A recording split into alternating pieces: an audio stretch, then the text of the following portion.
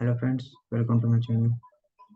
आज आपण बघूया की चार्ट अनालिसिस कसं करायचं. तर सर्वप्रथम आपण कोणता पण स्टॉक किंवा इंडेक्स जर बघितला किंवा त्याचा चार्ट जर ओपन केला तर आपल्याला काहीतरी मुवमेंट याप्रमाणे दिसेल.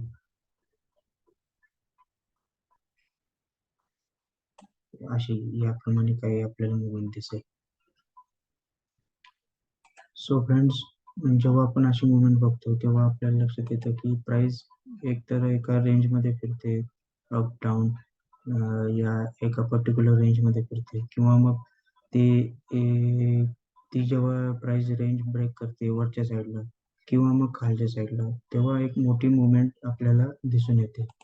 तर आपण बघूयात की ही जी रेंज आपल्याला दिसत आहे त्या रेंजमध्ये मार्केट एक बराच वेळ जर फिरत असली किंवा कन्सोलिडेशन आपण म्हणूया त्या प्राइसच्या रेंजमध्ये फिरण्याला, जेव्हा ती रेंज प्राइस ब्रेक करते तेव्हा एक मोठी मुवमेंट आपल्याला दिसून येते. तर आपण जी रेंज आपण बघतो प्राइसची, ते आपण मार्क करू शकतो. एक अप्पर साईडची रेंज असते आणि एक लोअर साईडची रेंज असते. तर आपण त्यांची अप्पर साईडची रेंज असते तिला आपण म्हणूयात ती रेजिस्टन्सचं काम करते फ्रेंड्स, रेजिस्टन्स. आणि जी लोअर साईडची जी रेंज असते ती आपण ॲज अ सपोर्ट म्हणून प्राइसच्या चार्टमध्ये काम करत असते.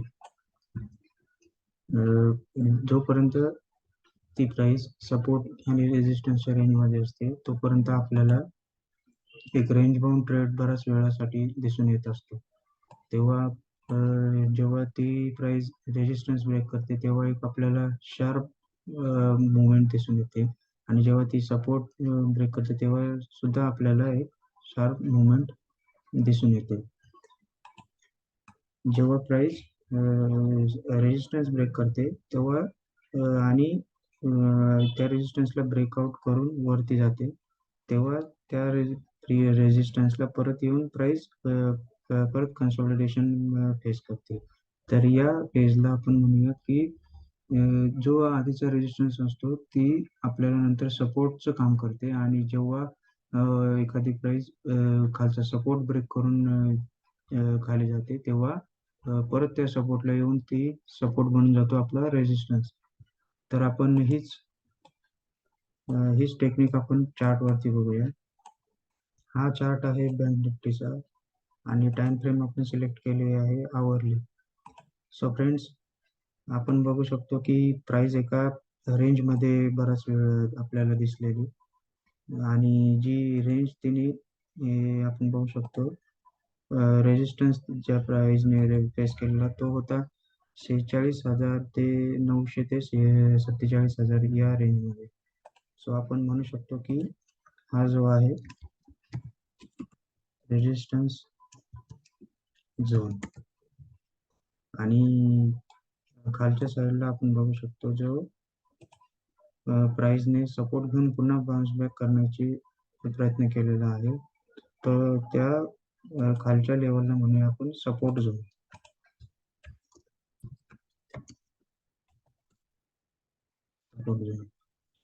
आणि जेव्हा आपण बघू शकतो या रेजिस्टन्स आणि सपोर्ट झोन पर्यंत मध्ये जोपर्यंत प्राइस होती तोपर्यंत ती रेंज बाउंड मुवमेंट देत होती. जेव्हा आपण बघू शकतो की प्राइसने रेजिस्टन्स लेवल जेव्हा ब्रेक केली तर तो आपल्याला बनून जातो सपोर्ट झोन.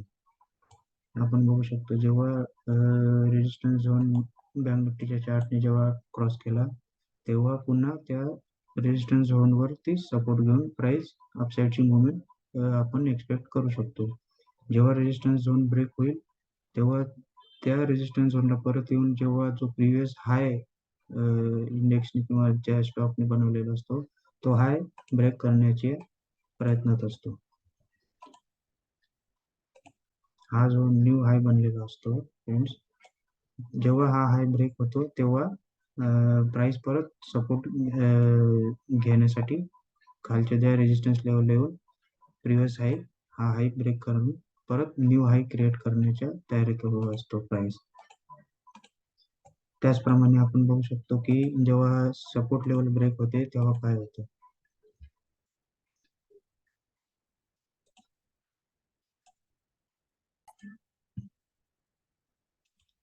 हे बघा फ्रेंड्स, आपण जेव्हा मागच्या पार्टमध्ये बघितलं की जेव्हा प्राइस रेजिस्टन्स फेस करते आणि सपोर्ट फेस करते, तेव्हा कोणत्या पण एका साईडला जर मुवमेंट आली तर ती मुवमेंट आपण कंटिन्यू होताना बघितलेली आहे.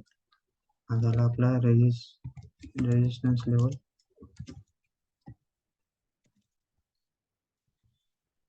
आणि हा झाला आपला सपोर्ट लेवल.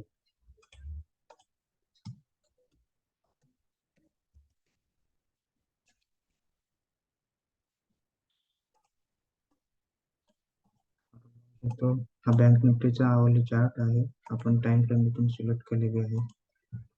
आणि ही जोपर्यंत ह्या रेंजमध्ये इंडेक्स किंवा एखादा स्टॉक मुवमेंट देत असतो तेव्हा ते हे कोणत्या पण एका साईडला जाण्याची दाट शक्यता असते. एक तर तो अप्पर साईड म्हणजे रेजिस्टन्स ब्रेक करण्याची शक्यता असते किंवा लोअर साईड तो सपोर्ट ब्रेक करण्याची शक्यता असते. जे आपण इथं बघू शकतो जेव्हा बँक निफ्टीने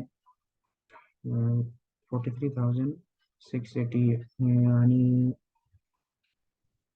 43,600 ही जी सपोर्टची लेवल जेव्हा ब्रेक केली तेव्हा एक आपल्याला डाऊन साईड मुवमेंट इथं दिसलेली आहे. म्हणजे डाऊन साईड मुवमेंट जवळजवळ 43,600 पासून ते 42,200 आणि 150च्या आसपासपर्यंत तिने खालच्या साईडला एक लेवल ब्रेक केलेली होती. आपण बघू शकतो जेव्हा ह्या सपोर्ट आणि रेजिस्टन्सला रिस्पेक्ट करताना मार्केट कायम आपल्याला दिसू शकतं. आपण मागच्या आपण टाइम फ्रेममध्ये जर बघितलं चार्ट, आपण प्रिव्हियस डेचा पण आपण बघितलं तर एखाद्या रेंजमध्ये किंवा मग एखाद्या सपोर्ट झोन किंवा मग एखाद्या रेजिस्टन्स झोनला जेव्हा मार्केट ब्रेक करतं तेव्हा एक मोठी मुवमेंट आपण एक्सपेक्ट करू शकतो. तर हा व्हिडिओ होता सपोर्ट आणि रेजिस्टन्स विषयी. पुढच्या पण काही व्हिडिओमध्ये आपण बघू की टेक्निकल अनालिसिस, आपण ट्रेंड लाईन आणि रेंज बाउंड मार्केट आणि एक ट्रेंडिंग मार्केट हे कसं मुवमेंट होते आणि पुढच्या काही व्हिडिओमध्ये आपण टेक्निकल अनालिसिस डिटेलमध्ये बघूया. तर कसा वाटला हा व्हिडिओ? लाईक, शेअर, सबस्क्राईब जरूर करा. आपल्या चॅनलला सबस्क्राईब करा आणि अजून पण काही व्हिडिओज आपल्यासाठी आपण लाईव्ह ट्रेडचे काय टाकलेले आहेत तर ते बघा आणि आपल्या एक्सपिरियन्स जरूर शेअर करा. तर असाच सपोर्ट असू द्या मित्रांनो. थँक्यू.